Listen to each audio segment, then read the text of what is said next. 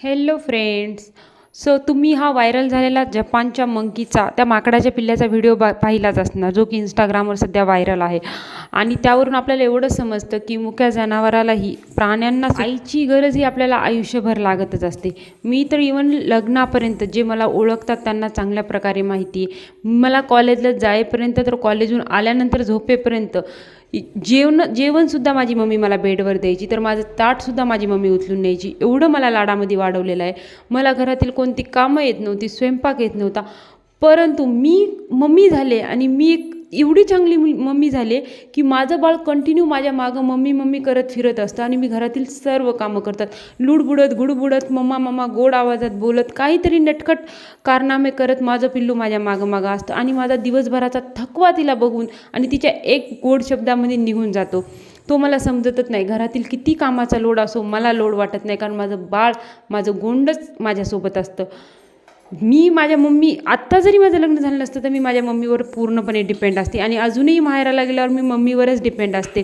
लग्नानंतरही माझ्या नवऱ्याने मला खूप सांभाळून घेतलं, कारण मला घरातील कोणते देखील कामं येत नव्हते, स्वयंपाक देखील येत नव्हता. परंतु आज मी माझं घर अत्यंत सुंदर पद्धतीनं सांभाळते, सजवते. आत्ता मी एक सुगरण आणि अत्यंत आदर्श अशी हाऊसवाईफ बनले आहे. माझं एज्युकेशन तर खूप आहे. मला भरपूर जणं म्हणतात की तुझं एज्युकेशन आता वाया गेलं आहे. सो वाया नाही गेलं. माझं लहान बाळ आहे. माझ्या बाळाचं बालपण तर वापस येणार नाही ना परत. मी तिच्यासोबत परत एकदा माझं बालपण जगत आहे, कारण माझं शिक्षण हे धान्य नाही ज्याला काही दिवसांनी किडा लागेल. सो माझं शिक्षणाचा उपयोग मी माझं बाळ मोठं झाल्यानंतरही करू शकते.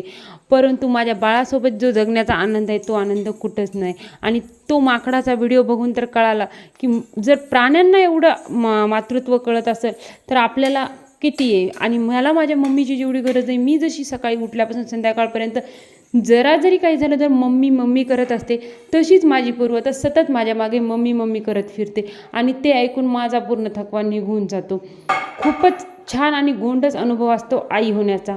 आणि जे आई आहेत, ज्यांना फक्त मुलांसाठी ज्या घर सांभाळत आहेत, हाऊसवाईफ बनलेल्या आहेत, ज्या शिकलेल्या असतानाही हाऊसवाईफ बनून जगत आहेत, सो खरंच मी त्यांना समजू शकते आणि मनापासून त्यांना सॅल्यूट आहे यार.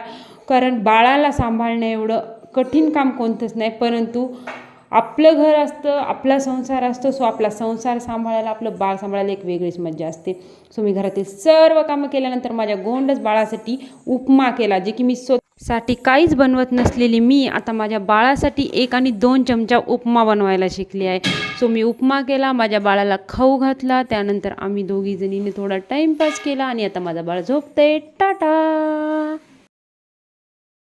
Hello friends. सो तुम्ही हा व्हायरल झालेला जपानच्या मंकीचा त्या माकडाच्या पिल्ल्याचा व्हिडिओ पाहिलाच असणार, जो की इंस्टाग्रामवर सध्या व्हायरल आहे.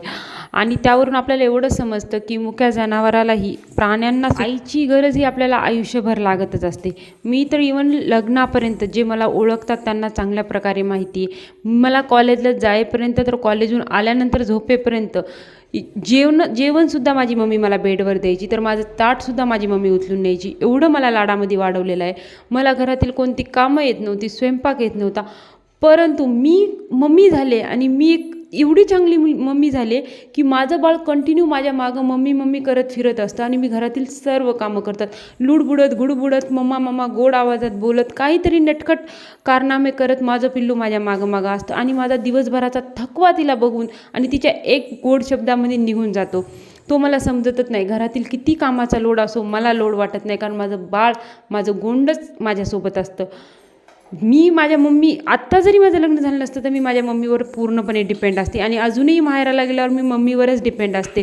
लग्नानंतरही माझ्या नवऱ्याने मला खूप सांभाळून घेतलं, कारण मला घरातील कोणते देखील कामं येत नव्हते, स्वयंपाक देखील येत नव्हता. परंतु आज मी माझं घर अत्यंत सुंदर पद्धतीनं सांभाळते, सजवते. आत्ता मी एक सुगरण आणि अत्यंत आदर्श अशी हाऊसवाईफ बनले आहे.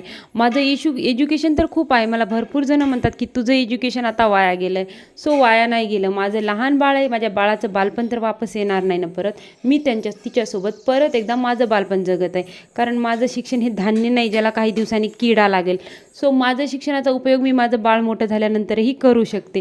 परंतु माझ्या बाळासोबत जो जगण्याचा आनंद आहे, तो आनंद कुठंच नाही. आणि तो माकडाचा व्हिडिओ बघून तर कळाला की जर प्राण्यांना एवढं मातृत्व कळत असेल तर आपल्याला किती आहे. आणि मला माझ्या मम्मीची जेवढी गरज आहे, मी जशी सकाळी उठल्यापासून संध्याकाळपर्यंत जरा जरी काही झालं तर मम्मी मम्मी करत असते, तशीच माझी पूर्व तर सतत माझ्या मागे मम्मी मम्मी करत फिरते.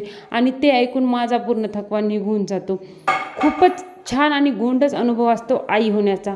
आणि जे आई आहेत ज्यांना फक्त मुलांसाठी ज्या घर सांभाळत आहेत, हाऊसवाईफ बनलेल्या आहेत, ज्या शिकलेल्या असतानाही हाऊसवाईफ बनून जगत आहेत, सो खरंच मी त्यांना समजू शकते आणि मनापासून त्यांना सॅल्यूट आहे यार.